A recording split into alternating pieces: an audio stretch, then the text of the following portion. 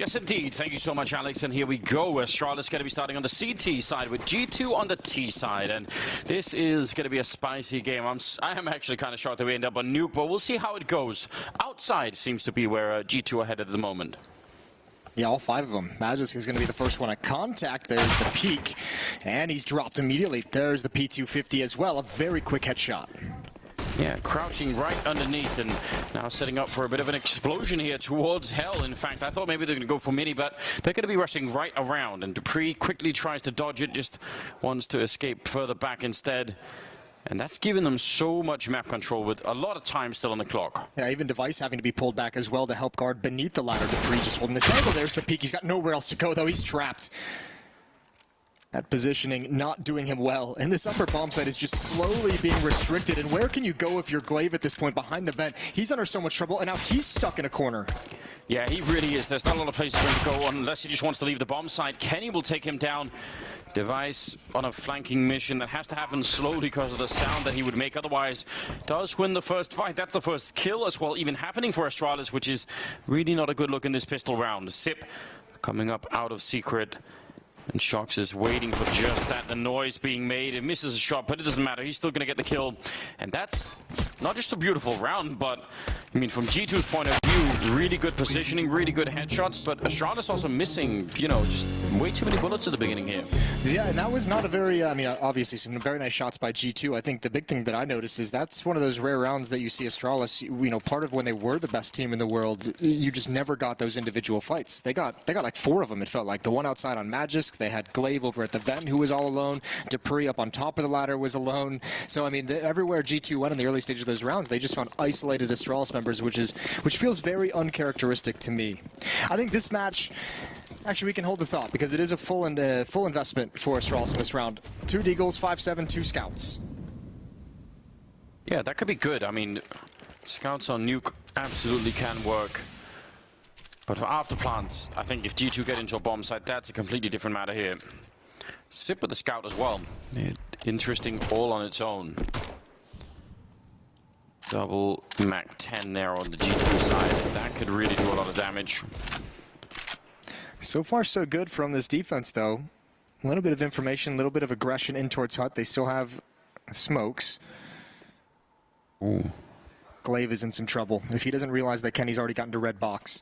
Time is running lower and lower. There's 1 minute still left, so plenty of it left for G2 to make something happen or to find an avenue into a bomb site. But it's going to be very helpful to Astralis if this clock gets too much lower. Oh, this is big, isn't it? Kenny, he actually does land a headshot, surviving barely, but that counter smoke as well going down towards the squeak door. That made a big difference too. Magus sneaking in right underneath. Is he going to be able to catch anyone? I'm not even sure. The bomb's out there. The bomb's out there. If he catches the bomb, that'd be huge with the time that's left in the clock. Almost does, but not quite. And again, making too much noise could be deadly at this point in time. 30 seconds, and seems like they're going to try and see if they could wrap around. A big kill there on Device. Amanek up on top, and Magus, he's all the time just a second away from catching them. It's actually painful to watch. He's so close to doing it. Kenny does not have the bomb, but surely going to be going down. Easy kill there. And inside of the bomb site, Jax will have found a spot for it. And I think that was the big chance, wasn't it? Yeah, if he was able to catch that bomb, as you mentioned, it's just such a frustrating position to be in, even if you're, I mean, for us watching as well, it's almost stressful, but for Magisk, it's just disappointing because you have such a sick flank, and I think from here, if you're these Astralis players, it's just about saving. Dupree can't really get involved coming up the vents. The Scout isn't going to be useful here, especially without armor. That's a great shot, though. Wow. That's just a little exit kill. They still can't go for it, and obviously saving the AK-47. What I was going to say is this match is like has a different level for me and interest, just because I think people are already starting to feel a little bit like obviously more confident, and they're starting to feel more comfortable playing against Astralis and being able to beat them. But I think if you start having a couple teams surprisingly beat Astralis on Nuke, like if G2 is able to take it here, that feels like it's going to be like open, you know, hunting season is open on Astralis because, you know, this is their map. This is the one where it's like, even no matter what, you just don't play them on Nuke. And if they start to show weakness on that map, then I think everyone is just going to be like, all right, you know, this isn't, you know, who cares about this Astralis at this point? Let's play him. It is even such an added luxury if you are the team that has one of those maps that no one will ever pick against you, because you can almost just yourself It's like a forget about it. It's a free veto in a way. It's a free veto, but you can also just, in your practice time, to say, listen, well, I spent time on working on other maps until somebody, you know, starts to actually do this. So I think there's even like there's a time where if you are Astralis and you're good on Nuke and no one can stop you, you could even just stop playing it for, like, stop practicing it for a long time, and you will have like a sort of a free-flying, gliding area where it still works, right? No one is noticing that you might actually not be having the same sort of intensity on that map. But somehow, it does feel like that's happening slowly now. People are saying, all right, see what we can do. I do respect the idea that G2 want to do that, and I agree, if they end up taking them down here, that could be interesting. Yeah, if it's not already here, then it would, you know, hunting season would arrive for sure after that. Technical pause as we are sorting out some kind of issue. Zip, I'm not sure what's happening there with repairing his chair in the middle of it. What did he done? Maybe some of the circuits. You know, he is a robot. He's a cyborg. They do have that, like, so they've got to repair him. Something glitched out in the first 2 rounds. Commander Data from Star Trek, that kind of thing. He's the guy you walk into a room and it's like the Star Wars scene where like the little droid is like fixing his hand. Yeah, that would not even make any... That wouldn't surprise me if it was Zipnik sitting in a chair. Out of all the people, you would be like, this makes sense. Yeah. Yeah. Well, he's very human as well, Data. You develop a... I don't know. You never watched a lot of Star Trek, did you? No, I was... I feel like that's one of those selections you make early in life if you're going to be like a Trekkie or a Star Wars dork. And I took Star Wars dork. All right. I don't think I've seen like ever an episode of Star Trek. You've really missed out. Not a single one. I'm not gonna lie. I don't feel like I did. I don't feel like that in any way. I'm not gonna lie. I haven't missed Star Trek in my life whatsoever. We'll get you on that, Moses, as well. We'll find the time for it. Get all the old episodes. Not the new stuff. That's not good anymore. Well, that Captain Jean-Luc Picard, that was like the original meme. Remember that? Yeah, they're making a new movie about that. That looks great. Yeah, it really does. Patrick Stewart's in it as well, I think. Yeah, he is. I want to watch that. Definitely. Shout out Professor X. Yeah. Here we go. 2-0 in the favor of G2, but there's a few weapons that were scavenged and salvaged from the previous round, so a little bit for Astralis to fight with here in round 3. Yeah, but that used to be, or maybe still is, I don't know, but it definitely has been a calling card for a long time for Astralis in itself, is that even when you do win rounds, it's not easy, right? Like, it takes a lot out of you, you have to spend a lot of energy. So that's another thing that hopefully they can maintain in this major. Nice execute with all of the grenades, one going into the corner, they're just making absolutely sure no one can hide anywhere. Sip gets another headshot though, taking down Kenny and the device with the deagle. Nice spray from Lucky.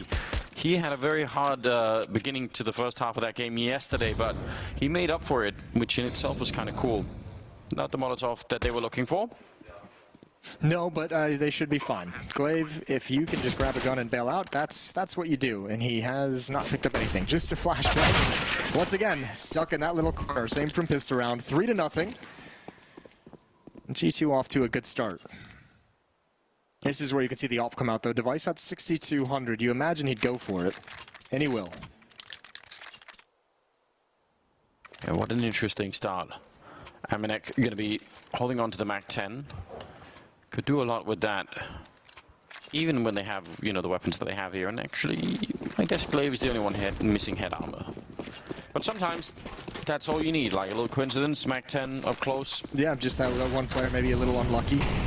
Here we go, fast towards the upper bomb site again. Lucky gonna lead the way, finds the first, completely blind as Dupree. Lucky still hasn't turned, and Magisk with a double kill. He plugs the hole in the defense. The bomb is on the ground as well.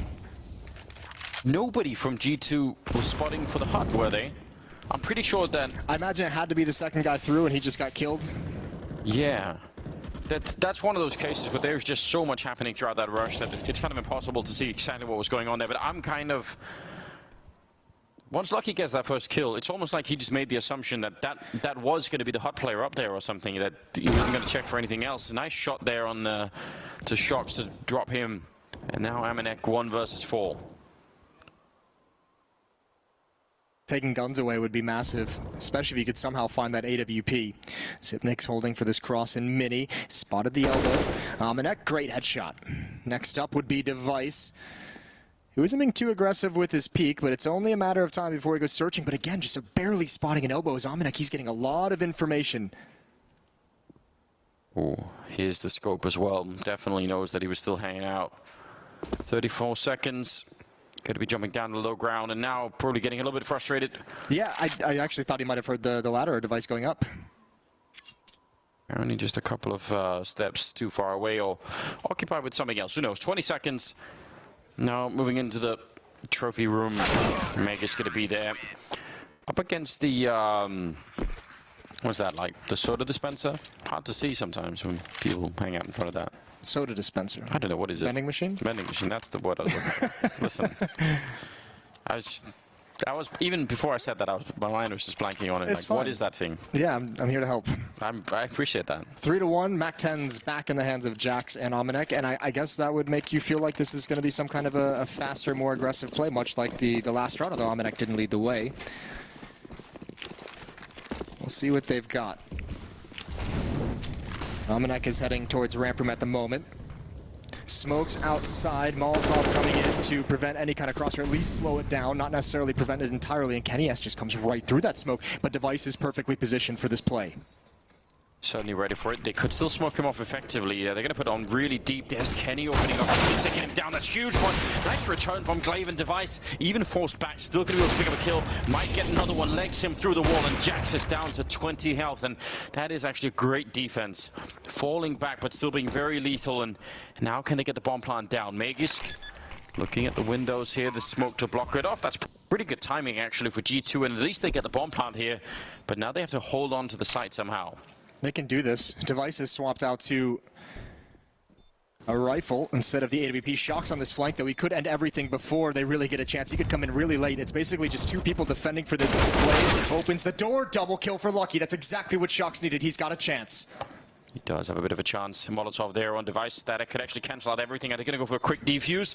Still thinking about it. Put the Molotov in the wrong direction. Closing the door, but Shocks is here. This is a huge opportunity. He's going to open the door. Shut down one and escapes back in. That's big. Down to 6 health now. And he goes for the re-peek again, but there's no time for a defuse. They get the kills, but not the round. And G2 will pick up a 4th. That is so wild from Shocks. The double kill from Lucky was exceptionally important to win that round. But coming in for that flank, when you're a man down, that had to take so much time, so much faith in your teammates to hold on just long enough. You know what's crazy? What's crazy? That's Nico's cousin's team.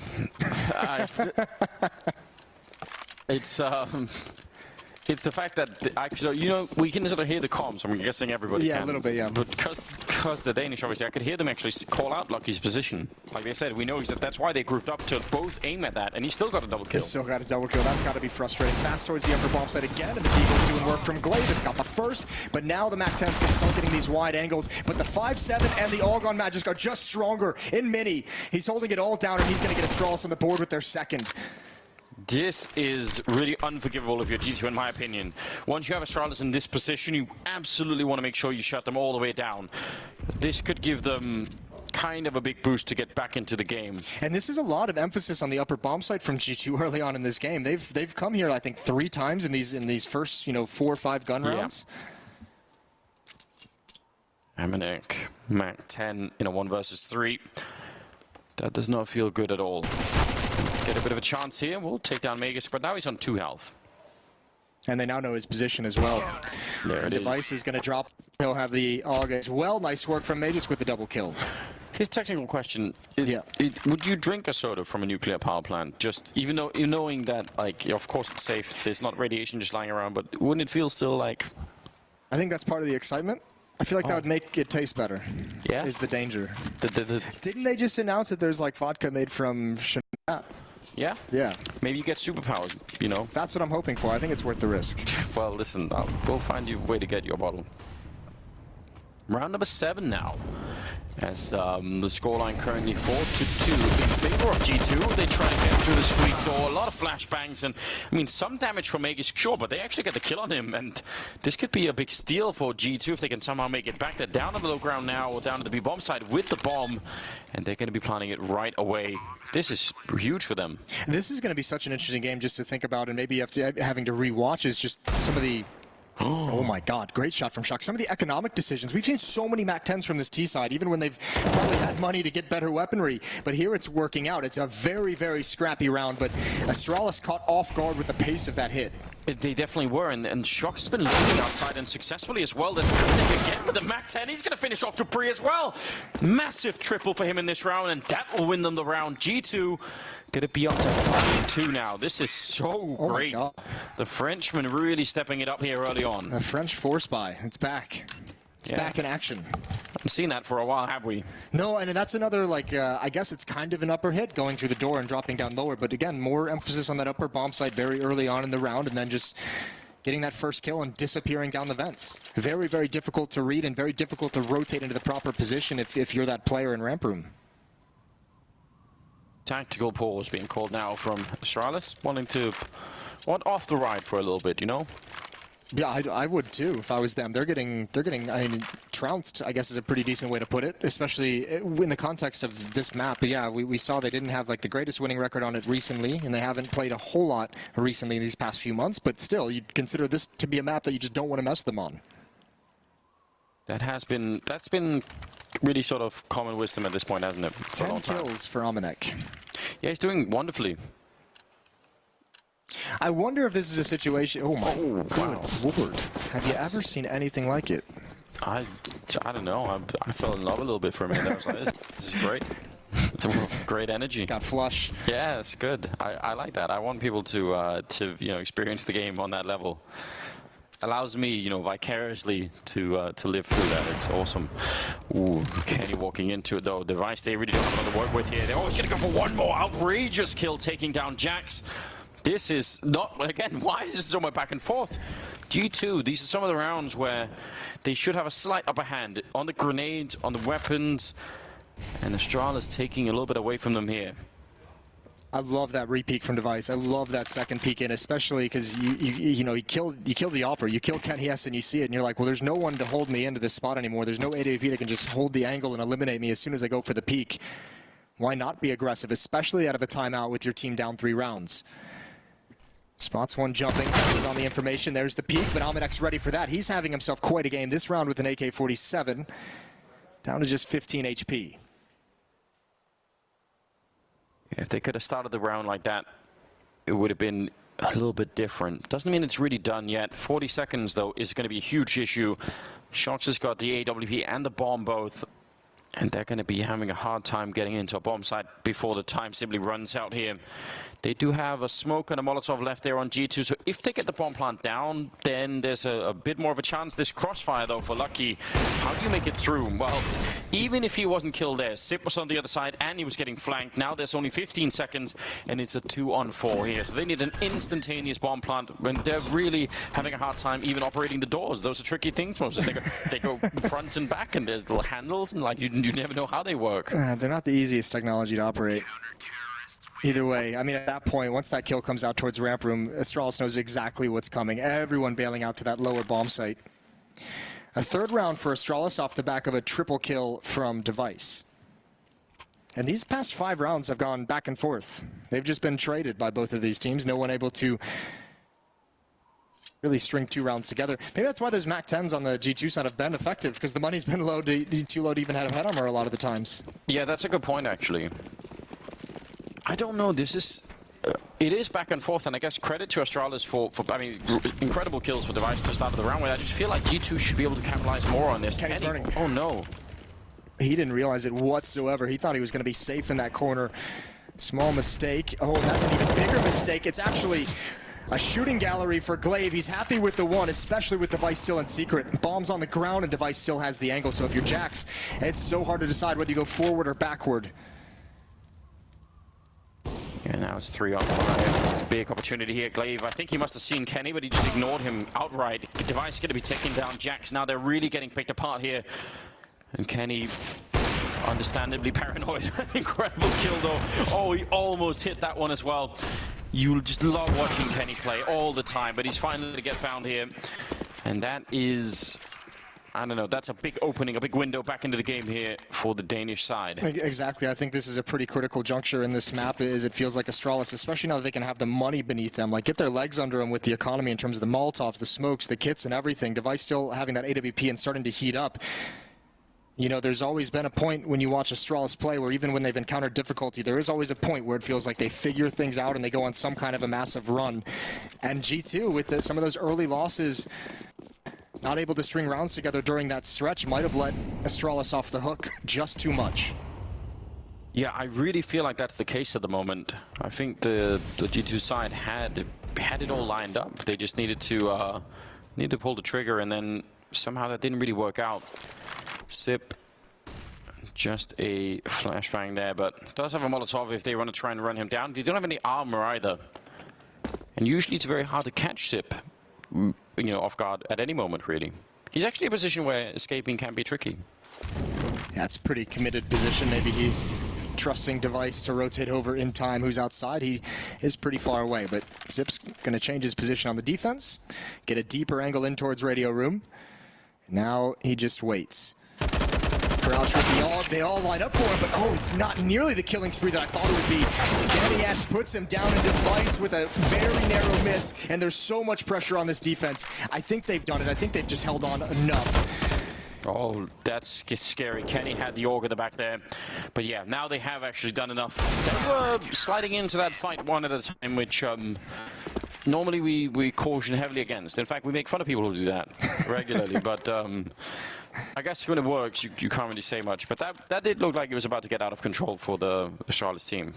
Yeah, it got a bit dicey. Timeout for G2 to talk things over on this T side. It's been 3 straight and 4 the last 5 going over to the Danes. Magus can Device with 11 kills each. It's Amanek with 12. Next closest member on G2 is Lucky with 7. Yeah, so what's the play right now for... I mean, the one issue going outside is that Device seems to be warmed up with the AWP, but they have Kenny. I mean, do you just take that fight? You say, you know what? Here's what Kenny's better. Yeah, I wouldn't go that far, but you know, you can obviously put some faith in him, right? But that's going to be a tough one to win. Device, it's not that he's necessarily better, it's just that he plays a style of AWPing that's very, very difficult to pick off and kind of counter against. Yeah. It's not an easy thing. I think the real problem is now that there's money, now that there's Molotovs and nades for Astralis, you know, the emphasis on the fast play towards the upper bomb site that we saw from G2 early on, that's not going to work anymore. Clave flashed for a while out there.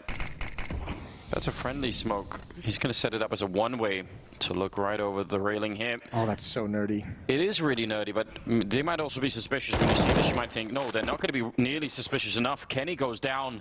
That actually does work out. And Magus burning Amanek alive, and he's ready for more. Taking down Jax, the headshot as well to drop back in. That's going to be the round. A triple kill for Magus. And, you know, I saw you tweeting a little bit about him yesterday, I believe it was. He gave an interview where he just said, you know, we had like a scheduled time to come back to from the break and start practicing for the major, and I actually came back like a week early and just worked on my individual game. And I absolutely love watching Magus play. I think he is so incredibly skilled, and he's just a pleasure to watch as a player. So that made me very happy. That made me very excited. He's that kid in the class, isn't he? That's like, hey, if I've already done all my homework, is there anything else I can do? What a rat. You didn't like that kid, did you? Something tells me. No, I did not like that You did kid. not befriend that child. Renee doesn't really do nearly enough here, but the pistols are out, so maybe G2 could find a quick headshot. Deagle to pick somebody off. Ooh, it looked like there was a chance for Jax there. I'm wondering if Device saw that, and doesn't seem like a peek that he'd be too willing to take. Why risk it? Yeah, wait for the easier one to come out. Monitoring the top as well. Shots has already dropped in, but Dupree's aware of the possibility. Glaive may have communicated it over to him.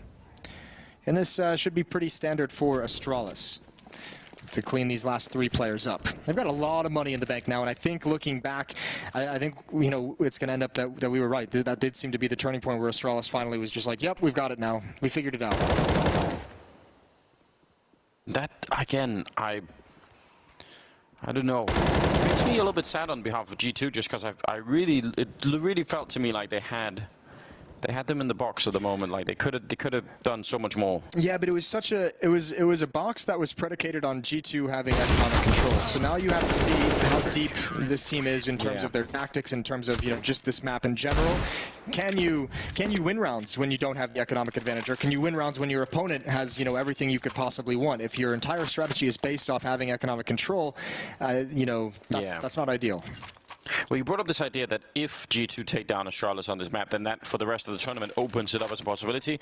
Does it work the other way, that if they lose here, then every other team's going to be like, thanks G2 for testing that proposition. We are not going to be playing Nuke against Astralis. I mean, as weird as it sounds, I don't think it necessarily works the other way. I mean, No. I just don't think people are going to be like excited to do it in any way.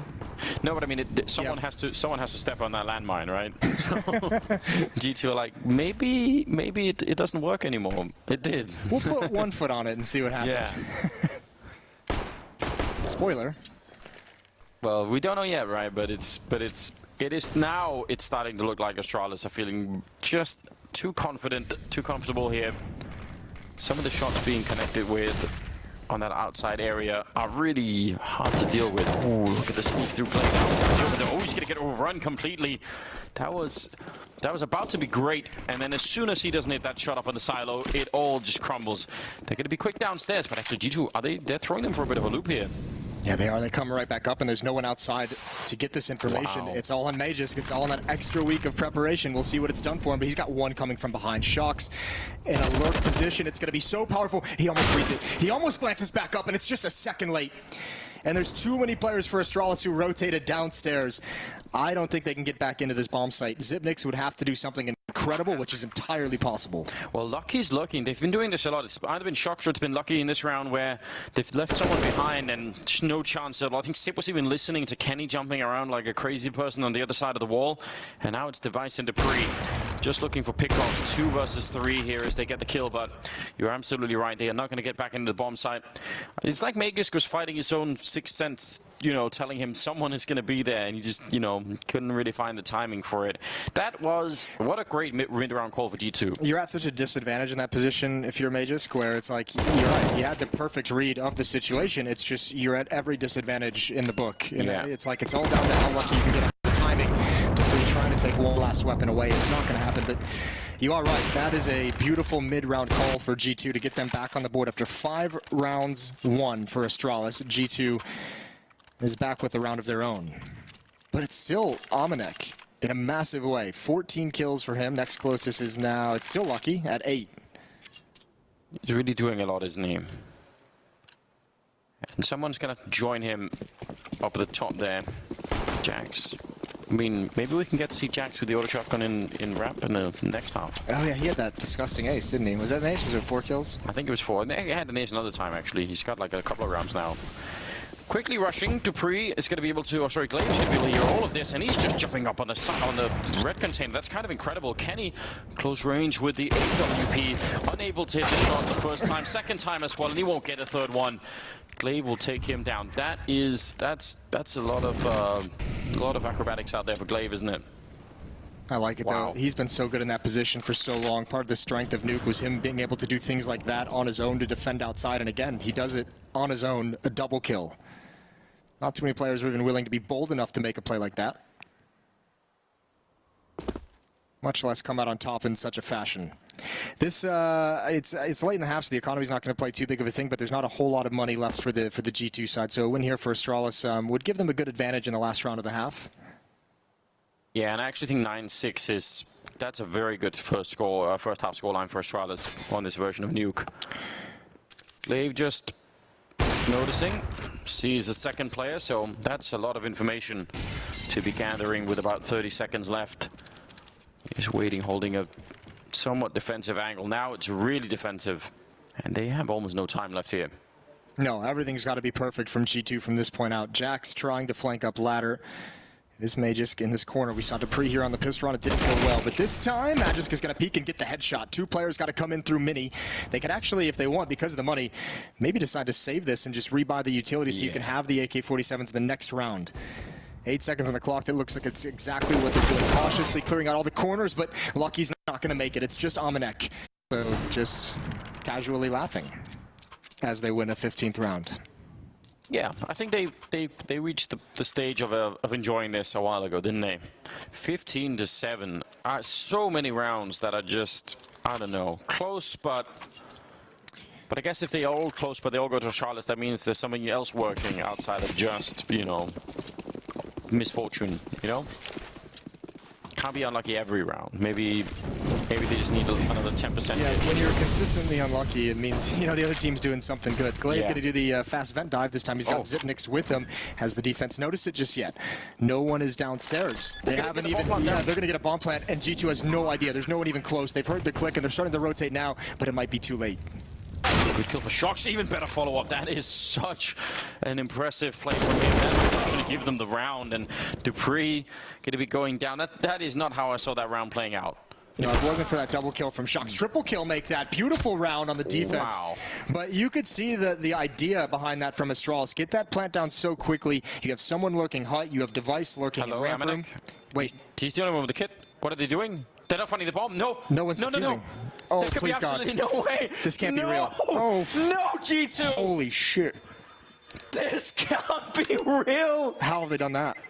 No.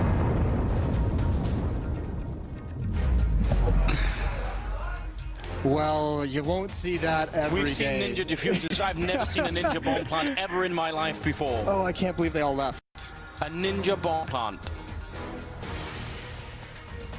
I am speechless. I'm absolutely... I actually don't know what to say either. Well, I mean, you shake it off anyways, I guess.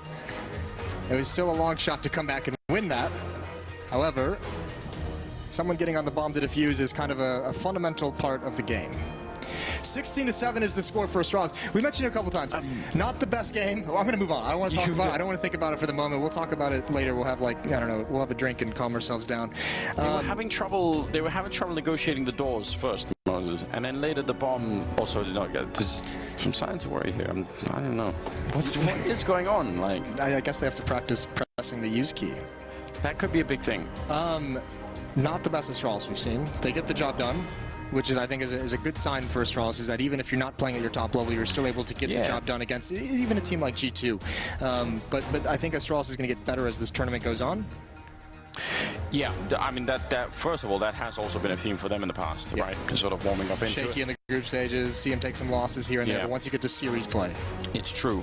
And that's the first stage here, I guess. So yeah, the rest, I think I agree. They're definitely going to get better. But already, I mean, Device was looking crisp, really crisp. And Magus just had some good games. I mean, he was 25 kills and 14, Device at 21 and 11. Those were the two real heavy hitters for Astralis. It's like a good foundation to build something off this game, I feel like. Yeah, certainly when you have those two players kind of clicking, like you feel like you can make up for some of the deficiencies at the moment. Yeah. Either way, we got Sue ready to talk with Astralis about that victory.